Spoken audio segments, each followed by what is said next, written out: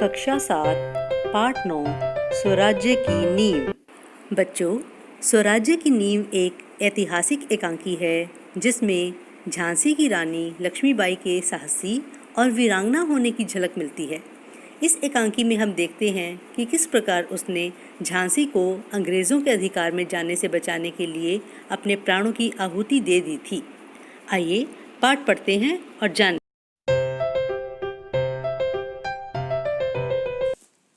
बात सन 1857 की है। अंग्रेज़ों की फूट डालो और राज करो नीति सफल हो रही थी।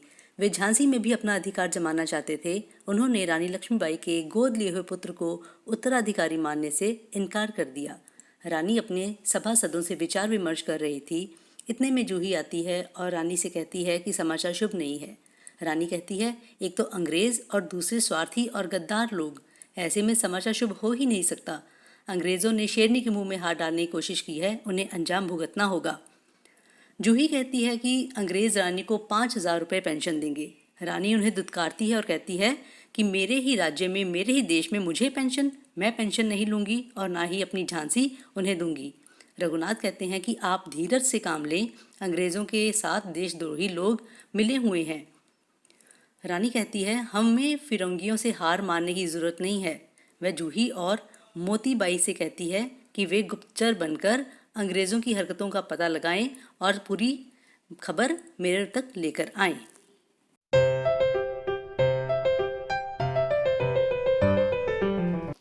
दूसरा दृश्य रानी के महल का दिखाया गया है।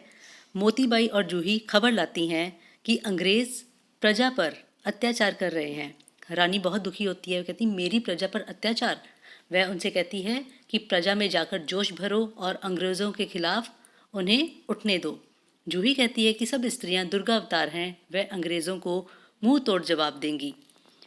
रानी कहती है, समय आने दो सखी, अंग्रेज़ सेना के हिंदुस्तानी सिपाहियों को स्वराज्य के लिए प्रेरित करो। मैं प्रजा के आगे स्वराज्य का परचम लहराऊंगी। तांत्या कहते हैं, हमें अपनी वीरांगनाओं पर गर्व है। वे सब रघुनाथ और गुल मोहम्मद के साथ स्त्रियों की जय जयकार करते हैं। वहां पर जय जयकार का नारा गूंज उठता है।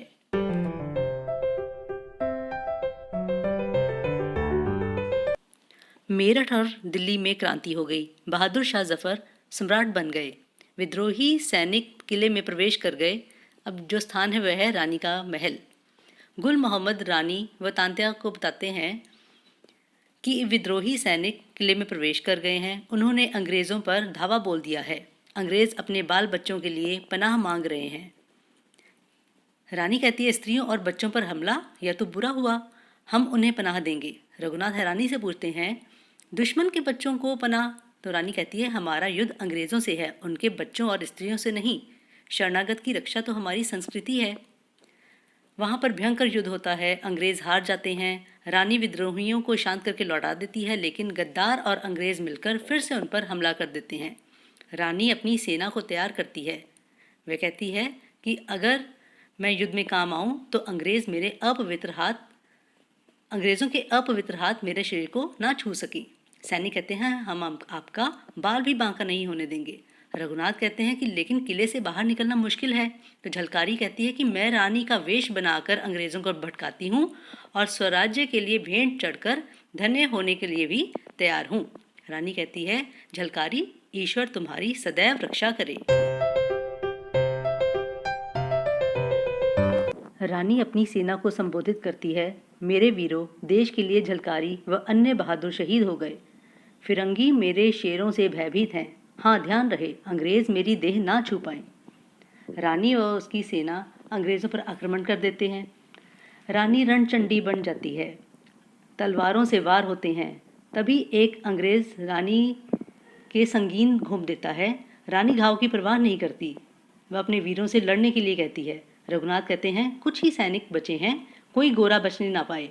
तभी रानी की जांघ पर गोली लग जाती है और वह घोड़े से गिरने लगती है। गुल मोहम्मद और रघुनाथ भागकर रानी को संभालते हैं और फिर वे एक जंगल की ओर निकल पड़ते हैं।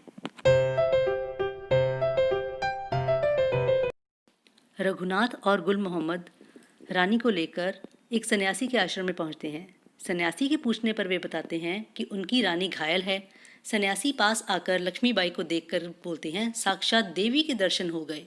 उनके मुंह में गंगा जल डालने के लिए कहते हैं। रानी अर्धचेतन अवस्था में बाबा को प्रणाम करती है।